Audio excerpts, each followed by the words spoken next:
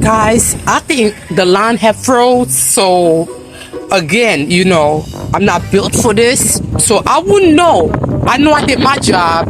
It told me to push the red button, for the trigger, not to freeze. So I can't push the yellow button. That means is when I'm idling, I won't have no brakes. So let me know, guys. Let me know how to prevent this to all those pseudo mechanics, truck drivers. For the newbies like myself, how do we prevent this? Prevent the lines from freezing. How do you keep them from freezing?